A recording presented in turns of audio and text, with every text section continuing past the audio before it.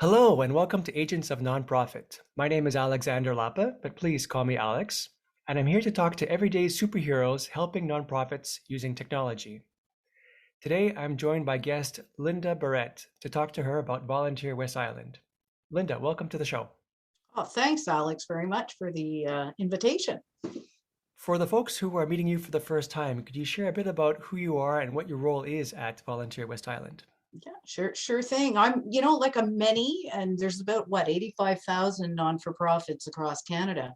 But I'm a community professional that studied in this industry, and I always had a passion for making some sort of positive change in the community. So I've been working as I managed a community center. I worked in the municipal sector, and now I'm the executive director of Volunteer West Island, and we're one of about 114 volunteer centers that are actually functioning in Quebec.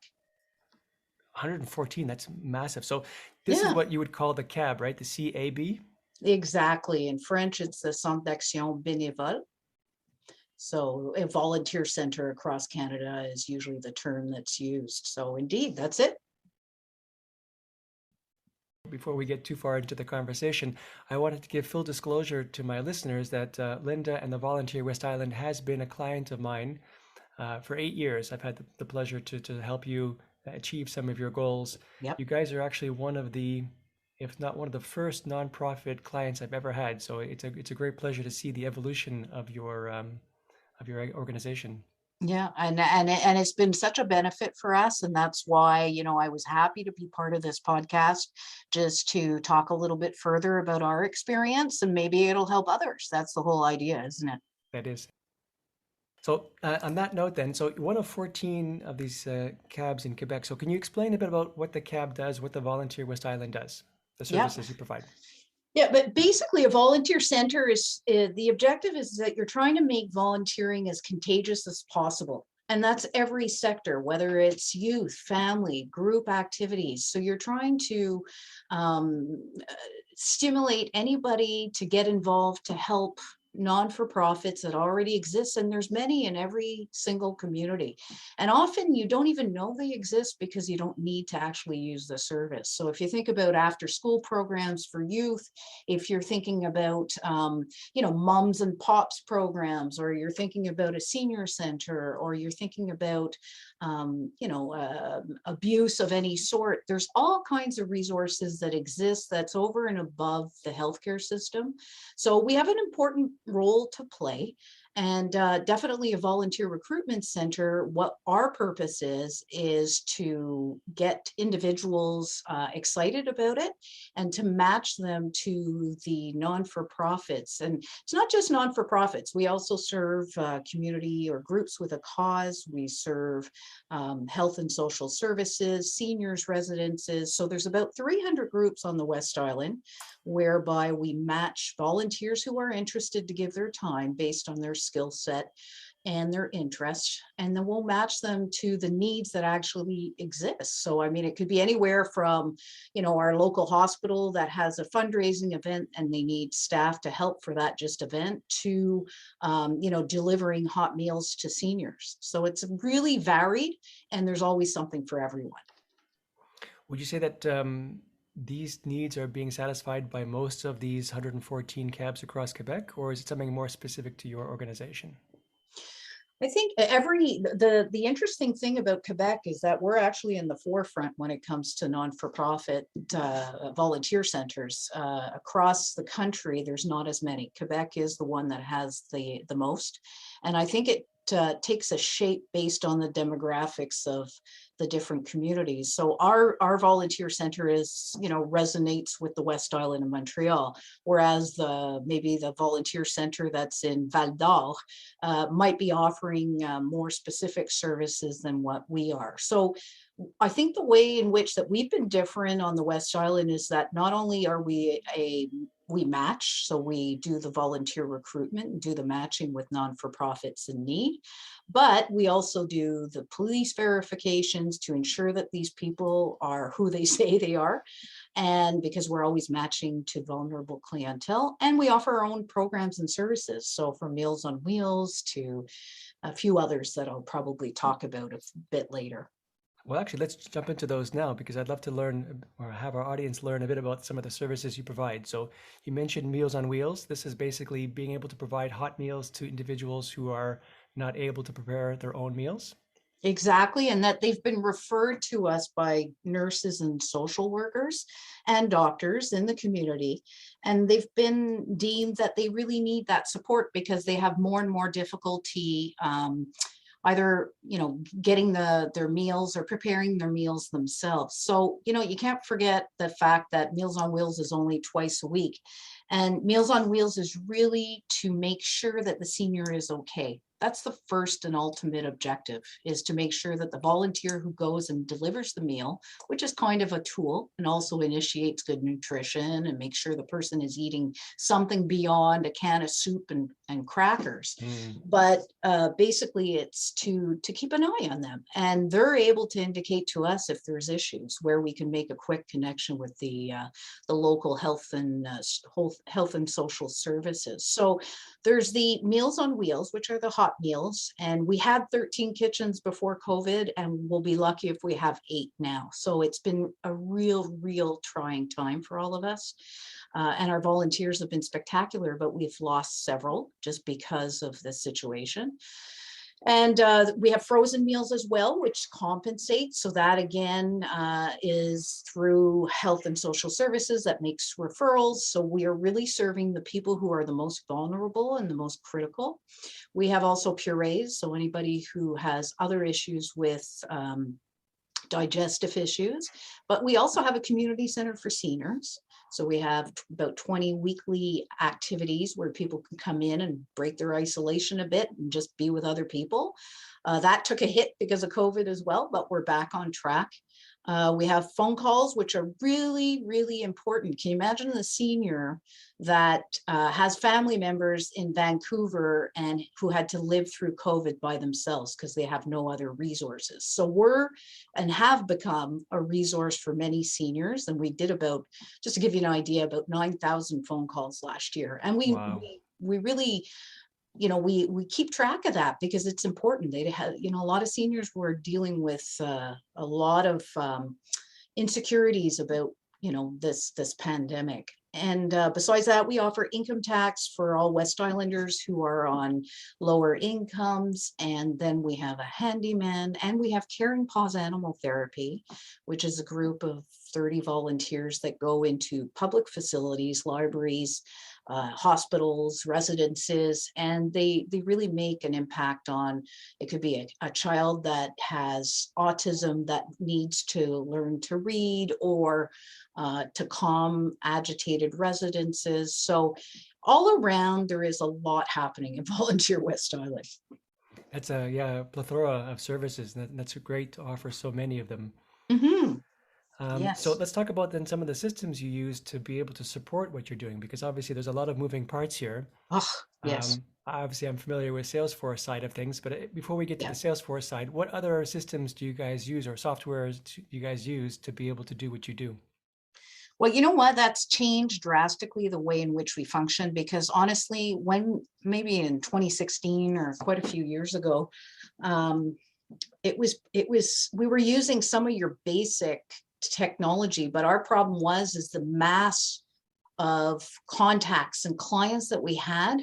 And we've always been driven by volunteers, but when your volunteers leave you, and it could be for life reasons or it could be for whatever decision they make, and you have that expertise, we were at a loss. We were at a loss in 2016. Like, we had to figure out really quickly, and that's where I received several great contacts that was able to help me along. But how to make sure this information is kept in a secure area, how to make sure that I can access that information quickly, how to make sure that the people that need and require services can continue to obtain services, and how to share all that information. Because I was talking about Meals on Wheels. So we have a client in Meals on Wheels that receives the services, but that same client also might get income tax, or that same client might also get frozen meals. So I had to, or with the help of others, I was able to, with them, to figure out what's the best system that could regroup all those immediate needs and at our fingertips. So that's basically what we decided. And right now, Salesforce is being used for so many things and probably could be used for so much more. But non-for-profits always lack time, they lack staff, they have high turnover, and that's one of the biggest issues, honestly, for non-for-profits. And I don't think I'll be the only one stating that. How to find a system that is easily transferable and obvious for newcomers to learn. And so, to answer your full question, we have now an online system, which was necessary after COVID, for our community center. We had to figure out a way to have registrations for our programs. And so that is another system that we've recently included, just because we had to find a way out of, the situation, which everybody is calling COVID, post-COVID pandemic issues, So Amelia's one. We have pretty much that's about it. Salesforce was the winning choice. And I really feel comfortable about using only one or two because of the issue that I just explained, which is the transferring of knowledge in non-for-profits is an issue.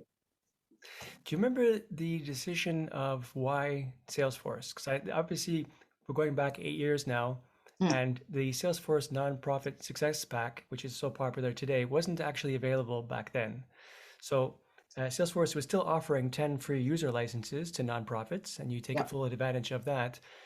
But it's not as mature or as evolved as it was then as it is now. So, and I know we've talked about upgrading you to the latest and greatest. Part of it is just, if it's not broken, don't fix it mentality, because it does work for you as is. But do you remember, to get to my question, do you remember the reason why Salesforce versus other systems that you were evaluating at that time? Yeah, well, actually, I had actually gone into an agreement with another company before Salesforce. So it clearly came to my attention that that wasn't the right decision. And, you try to obtain as much information to make the right decision. And I worked with board members to try to figure out with people who had that background. And it was instant that I realized that this new system wouldn't work. So obviously, with the help of a person who understood the technicalities that we required, Salesforce at the time had a capacity that we needed. When you need to send mass emails to 10,000 people in one shot, and you don't have the manpower to send it by Outlook, which will only allow you so many emails. I mean, it just cost efficient wise, it was just the right choice at the time. And it was the one that was the most powerful. And also the one that if I changed one item for a client, it would affect all the programs that they were registered to. So look at Salesforce for us at the time, compared to some of the other groups or platforms, and I'm not using the right terminology there, Alex, but I'm not a computer smart when it comes to that, but I knew well enough what I needed. And it was clear that the other ones weren't powerful enough. And the other thing is, at that time was, what if this place explodes? What if there's a fire? I want to know that I can work from home. And even at that time, I mean, we're talking about that today, every day about remote working and hybrid situations. But literally at that time, that was my biggest concern. What if something happens to this place and I can't access the clients? So Yeah, that was it. you guys were one of the first, as far as I recall, maybe even in Canada, but at least in Quebec, to use Salesforce at one of these volunteer organizations. So you were definitely ahead of your time at the beginning. Hey, Uh, that's kind of nice to hear, and I'd like to sort of move further once the time is a little bit more available to us. But it's brought so much in terms of ease for our funders, being able to access information quickly.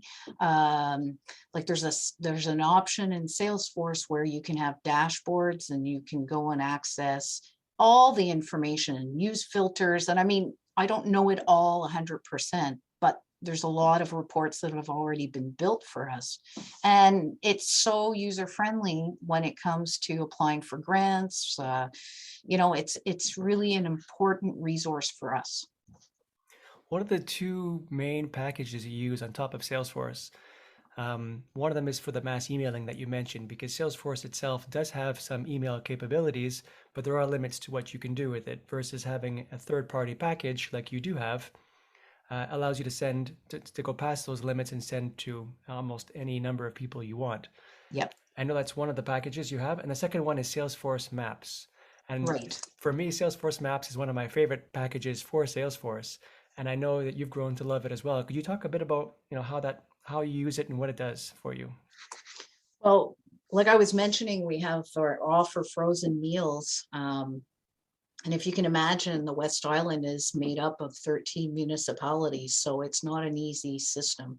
So we needed to find a way, especially for the volunteer drivers, to find a way to prepare, just basically a system that makes sense for them when it comes to the deliveries. Because what was happening before, and how awful do you feel? But we were just kind of going by our gut that, go and deliver to Beaconsfield, go deliver to Dorval, and then you would go to Lachine. But it didn't always work out that way. And we had a number of frustrating moments, and it's not our fault necessarily, but, and rightfully so from the volunteer perspective. So with maps, what was the nice part is that we can plug in those addresses. And so every week when we are doing those frozen meal deliveries, and we have 5 routes, so it's not just 1 or 2 anymore, it's 5 routes of 5 different volunteers because it's such an important service. And they're able to save gas, and let's face it, gas is costly right now. Saves time, and it saved a lot of frustration for us. So it's super user friendly. It's something that we've become accustomed to, and it really saved our frozen meal program to be, especially during COVID when there was the height of the pandemic. That's where we saw that we were able to, increase our capacity easily, like no issues. It's that easy to do with Salesforce.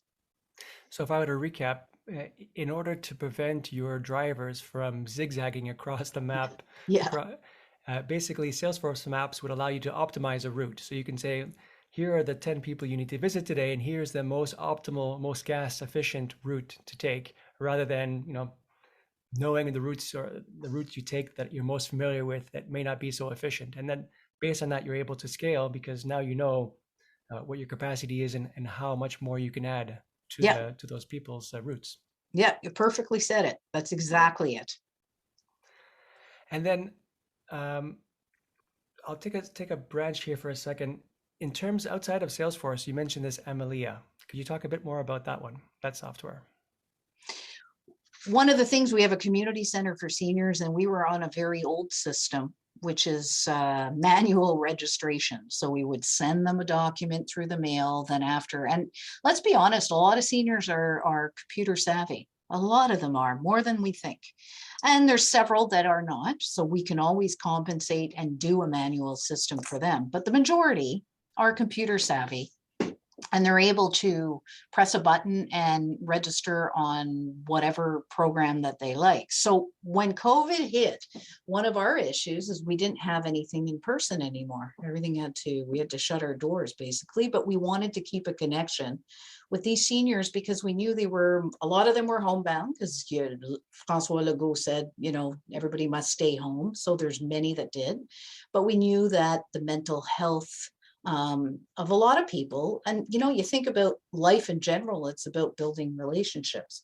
So all of a sudden we had no relationships. So Amelia, what it allowed us to do, and we got actually a grant from Service from New Horizons Seniors Program. So it's actually a federal grant that we received to try to find what is this best package where seniors can just go and register, choose the programs that they want to participate in, and then after, it's immediate payment and everything is done above board. So this saved us time. It saved us a lot of administrative time as well. And so it's just really a registration process for a community center when it comes to registering for the different programs, whether it's line dancing, Zoom line dancing at the time, but now we're coming back in person and we can still use it for that. So it's just a more efficient and for the viewer and more efficient for us administratively because we lack staff. And as far as I know, this system isn't connected to Salesforce at all. Right? It is an independent system. It's an independent system, and I'll be honest, I wish I could have or had the time to look into, because I don't know half the things Salesforce can offer, and I wish I did. But again, it's not because of unwillingness, it's just because of lack of time. You know, you're focusing on people crying on the phone or people not having food at the end of the day. That's your focus, and that will always be my priority. So you know, it's just, we needed something quickly, and we needed something to continue the community center because we knew the importance of it, and we needed to find a new way to connect with people. And it's worked out really well. So if Salesforce had it, I mean, in a heartbeat, you know, I wouldn't even think twice, because all the apps that I'm using, the maps and the mass emails that you referred to, Alex, you know, it's been great. So I've got no ifs and buts. So who knows, maybe the future will show us something different. I think it's great actually because yes, Salesforce can do a lot of things, and the things it doesn't do, you could always build yourself. But it's about choosing the right tool for the job. Yeah. And it sounds like Amelia works for you. It has all these features right out of the box. You know, very little customization. You're able to roll it out very quickly, and it just works. And that's what it's all about. Like you said, it's getting the right tool for the right job. Sometimes it may be Salesforce, and sometimes it may not be Salesforce. Yep, exactly. And for those, just to add a bit of color to those people who are a bit more technical. So Amelia is actually a plugin for WordPress. So if your website is built with WordPress, this is a plugin that is used to help you with event management. Yeah, I learned something new every day. So if we were to then go back to Salesforce for a second, what is it that you would say you like most about Salesforce? I think it's so valuable for an organization that has so many different interventions like our own. It's not just one client group that we're working with. I think it's so valuable to have everything in one program. And if I need to make a change for an individual, it affects everything. And I don't have to do double entries. I don't have to do any type of additional input. It does it for me. There's several things, you know, you said, what is the main thing? That's one of them. The other one is, and it still goes back for us, it's really, really important. Sometimes I'll get calls from a mayor, a municipality, and they want to know exactly how many clients we served. And because it has that capacity, I could just pull it out from a dashboard and I can just refresh the page and get that data very quickly. And that, to me, is the most important, because it's allowed us to progress and be more responsive to whoever that wants this information about, you know, basically volunteers and the services that we're rendering. So those are the two things I think that I appreciate the most about Salesforce, and that I know that everybody in our operations is able to add the input and doing it. And it's not just one person. Everybody's doing it. So it's always continuously being updated. Of course, there's tweaking in the summer that we need to do, and that's any platform. But generally, I think that's the objective, is to have that one-stop area where everything is. And that's what it is. And you've used the term in the past, CRM, whatever. But I mean, it's my like little community hub. That's where everything happens at Volunteer West Island is Salesforce. Yeah, Salesforce has evolved much past a CRM. It really is a platform. Yeah. So there is so much you can do with it. Yeah, it So makes sense. yeah, that's great. And then on the other side, the flip side of this, what would be the one thing that you find the most challenging to work with in terms of Salesforce? There, it's so much information for a non-for-profit. I would love to know that there's a section, and maybe that exists right now, but I would love to know the how-to for sections for non-for-profits. Because what we need compared to maybe a private company that's using more uh, inventory or whatnot, what we need is quite precise, and it's quite similar for non-for-profits. So I think what helped is that there's reports that are built for our specifications, but there's so much information, sometimes it's hard to find. It's hard to, and that's the only thing. So what I would like to see is probably, and I mean, everybody's using YouTube, whatever, but like quick tutorials, of step A, step B, step, the third step, because time is of essence here. And it always seems to be one or two main people in non-for-profits that do everything from auditing to annual reports to program management. So it's hard to take the time to think sometimes. So I think it'd be beneficial to have, at my fingertips, a step 1, 2, 3 without me having to think, and that I can refer to more quickly. Okay. And it probably exists, Alex. I don't know. There are some tools available actually, and that tool set is growing. But we can talk more about that one, how we can make sure that gap is filled for you. Mhm. Yeah.